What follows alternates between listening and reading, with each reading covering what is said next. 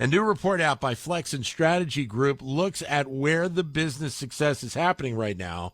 Is it when we are remote, or is it still happening to a big degree when we are in the office?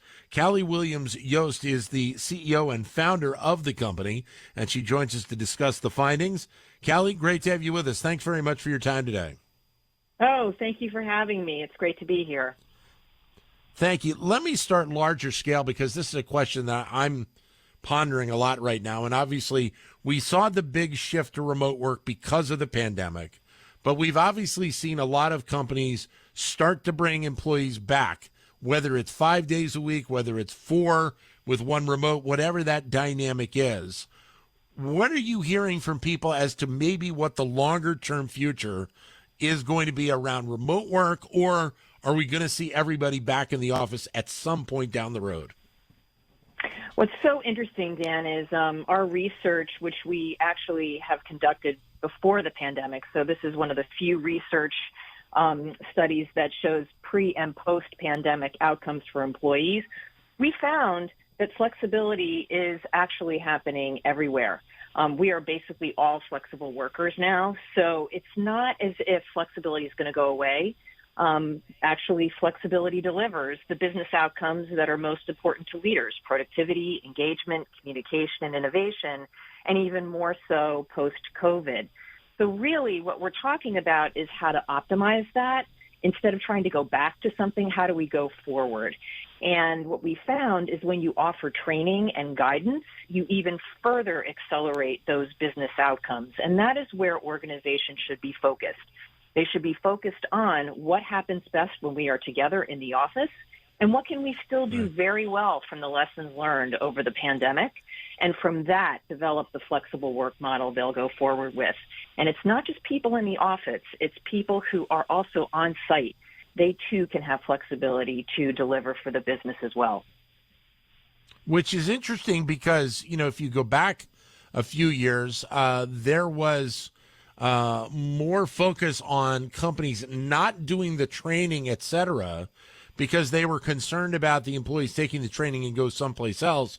But I guess it continues to build that connection between employee and employer as part of an overall kind of landscape right now that works for both sides. Absolutely. If you look at any survey about what employees want, they want 3 things. They want, obviously, salary, they want opportunity, and they want flexibility. And if you give it to your employees, they are much more loyal. They are much more likely to stay with you. So this is why these RTO mandates that don't involve employees, that don't make flexibility part of the way the organization is operating, it's just a policy top-down, really is a missed opportunity to make employees part of that solution going forward. And you will have an engaged, loyal workforce on the other side. And if you don't, I'm afraid you are at risk of losing them. There is something that I hear sometimes from senior leaders. There's a sense that the recession will happen and we'll just go back to the way things were before. Actually, our research found that even if with layoffs or a financial downturn, 44% of employees said they would be looking for even more flexibility. So flexibility is here to stay. Right. It's now how do you operationalize it and optimize it into your business to meet your needs and the needs of your employees. So what are the best ways that companies are looking at that component specifically? Obviously, in this age of technology, we have, so many different avenues where we can stay in touch with our bosses, our companies, than maybe we've ever had before.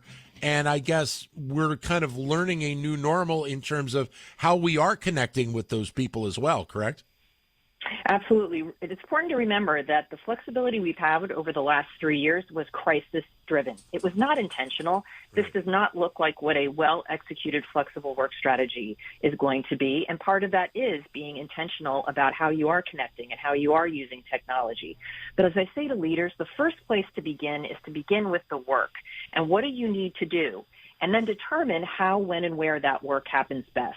And part of that how is indeed using technology to the optimal degree so that you can stay connected. But again, you're not connected 24/7. But it also entails how do we use our workspaces most effectively? And when do we work? When are we working in real time together? And when are we working independently? How do we have core hours, focus time? These are all the things that have to be decided as you craft the parameters that your organization will flexibly work within. So that independent work, I think, is such an incredibly important component to this. And look, I do a show 2 hours a day starting at 10 a.m., so my hours are different than a lot of the other people that are in my division over at Wharton. But they understand that, and they expect that that's when, I'm getting a lot of my work done. But they also have the understanding that there are times where, and you probably see this with other jobs as well, where a person may work, from 8 to 11 in the morning, and then they have a couple of things that they have to get done in and around their home life. But the expectation is they're going to be back from, say, 2 to 6. And so the workday in itself is changing a lot as well. Exactly. And again, these are the parameters that have to be determined up front within the team to say, okay, so when are we going to be available to each other? And when we are not necessarily available in real time, what are our expectations in terms of responsiveness? When you lay those out, then people know what are the parameters I need to then prioritize my work within as well as manage my life. So again, it's starting with the we and what do we need to do and how and where do we do it best. Then that allows somebody to say, how do I work within those parameters to be my best on and off the job? What level of flexibility do you see most prevalent out there right now? So it's important to understand that for the most part, a majority of people have to do their work on site at their employer's site. And there is remote work. Interestingly, we found 1/3 of U.S. full-time workers do most of their work from a remote location with some additional flexibility at the end of COVID. So there is a combination of on-site and remote work happening, and it really does depend on the job. So instead of bucketing things into all remote or hybrid, really look at the work and decide what works best when we're together and what works best when we are not in the same place, and create that mix that works best for everybody. Is the expectation that it becomes easier to have a lot of these hybrid work arrangements because of obviously what we went through, but to a degree also from a generational perspective, the younger generation, is more and more kind of overseeing what happens within companies, and they are more amenable to doing these types of scenarios as long as obviously the success and the productivity is still there. So it's so interesting, Dan. Yes, younger workers do have just an intuitive sense of flexibility in how they work, but I have also seen all sorts of levels and generations dive in and create a very high-performing, flexible work scenario in their organizations. So I think what we need to look at, again, is how do we help people perform at their best and come together and determine what that looks like. But if you're a leader and you're perhaps older and your context for work is being on site, challenge yourself to be open to what that could look like to not be on site to perform your best. And if you're a younger part of the younger generation, listen to what the older or more senior people are saying about the benefits of being together. Both of those perspectives matter as we think about how we move forward. So then is there less concern about the immediate interaction of face-to-face in the office than maybe say there was pre-pandemic? I think there's an understanding that there is probably something missing, that there is something lost when we are not together in person doing certain things. And that goes back to what really does happen best when we are together in person and what can happen just as well when we are not, and going through that process and identifying that. Because there are some things that do benefit. Some aspects of development happen better when we're together. Some aspects of training perhaps happen when we're together. And I think that's where we need to have our focus going forward, to think about what we're going to do next. I guess there's also the component of the flexibility of what the job is and what the company is as well, in terms of what those expectations are. Obviously, not all jobs are going to be able to be done in a remote setting, and so it really is going to be on a case-by-case basis, isn't it? We're not going to come out of this with a one-size-fits-all traditional work model anymore. It's going to depend on the business. It's going to depend on the type of work that gets done in that business and coming up with a model that works to achieve those business outcomes that matter. So again, it's starting with the work and then deciding what those parameters look like from there. And one size is absolutely not going to fit all, but that's what's exciting and creative about this opportunity, is to really create a model that works, because the traditional work model was disappearing before COVID. It wasn't everybody operating 9 to 5 in an office. And so now we get to decide how we're going to move in the next direction. So off of that, how much was it disappearing before the pandemic? So we found in 2017 already that 1/3 of full-time U.S. workers did most of their work from a remote location. And we found almost every full-time worker had some degree of work flexibility already. So as you can see, it was already beginning to have flexibility around the margins. And we found post-COVID, almost everybody has some degree of flexibility again, and 42% said they have even more than they did before. So again, that's crisis-driven flexibility. So now we have a chance to step back and say, okay, how do we do this intentionally, deliberately, so it meets our needs and the needs of the business? And the outcomes are there, but you have to train, see it as a strategy, train toward that strategy, and give people guidance to make it work to be their best. And so then for the younger generations, the kids that are, in school right now and will be graduating college soon as well, they are probably learning this from their parents, seeing how they are reacting to this, and will be able to adapt to that scenario when they get out into the workforce in the next several years. I still go back, Dan, to they see it, but they still need the training and guidance to be effective in this flexible work reality they're graduating into. It's a set of skills. We have to learn how to lead. If we're a manager, we have to learn how to coordinate if we're part of a flexible team. And we have to learn as an individual how to prioritize what we're going to do when we're in person with the people we work with and when we're not. So we have to train our talent at all levels, and hopefully that is going to happen for the college students and the people graduating going forward.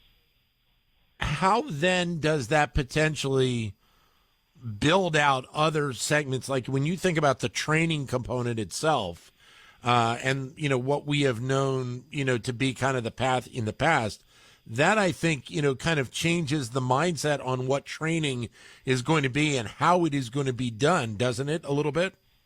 Absolutely. One of the things I have to say is people have a little bit of a fantasy about that the work world before COVID was perfect. Actually, new hire onboarding was pretty broken before COVID. And so this is now motivating organizations, right? It's motivating organizations to say, really, how do we have to onboard new talent? Well, what do we have to be intentional about? What skills do they need? So I think ultimately we're going to come out ahead on all of this. We're going to get a chance to do things maybe better than we did before, because we do have to be more intentional. It doesn't just happen by osmosis, because we can't just assume people are going to get it by sitting in an office together.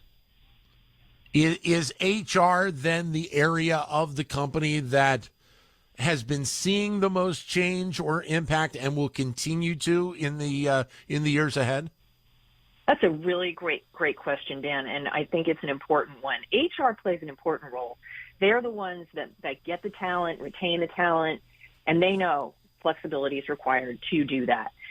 Ultimately, though, this has to live in the business. The business has to reimagine how, when, and where they are delivering their services and their products, their strategic priorities, and that is going to require others besides HR. It's going to be a full C-suite effort, and that's ultimately what is going to have to happen.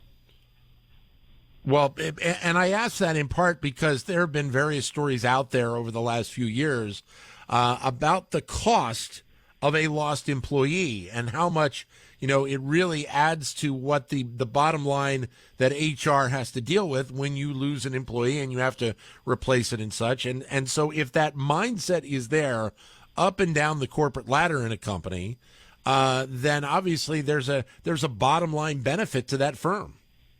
100%. And again, I can't emphasize this enough. In our research, we found even if there are layoffs, even if the economy softens, 44% of employees say they're going to be seeking even more flexibility. This is an expectation now, and it's expensive. And this is another thing I say, some leaders will say, great, well, you know what, we don't give them flexibility, they'll quit. My answer is, who are you hiring? Who is standing there with all the skills you need waiting to come into your office 5 days a week? And what you're going to end up doing is offering the flexibility to this new person who now does not know how to do their job. Okay, so wouldn't it be better to try to work with your existing employees to say, hey, what would work for the business and for you? Keep them, make them happy, productive, because again, we found you're productive, you communicate better, you're innovative, you're engaged, have all those great outcomes, and you have the person who knows how to do their job. It really is a win-win all around. It's just, it takes an effort. It takes a process that you have to be willing to engage in, and that's, again, hopefully where organizations will go. Callie, great stuff. Thanks very much for joining us. Oh, one thing before I let you go. So then, having done this comparison between pre-pandemic and now, what's the next logical step in terms of continuing this research? So I think what we need to do now is really encourage organizations to be intentional and deliberate about taking this crisis-driven flexibility and now really making it work for the business and people. And I look forward in a couple of years, hopefully as more organizations do that, to begin to see even more powerful impact on the business. Those business outcomes hopefully will be even more effective, and we'll just continue to see the growth and innovation. Callie, great time talking to you. Happy Thanksgiving to you and your family. All the best. Oh, thanks, Dan. You too.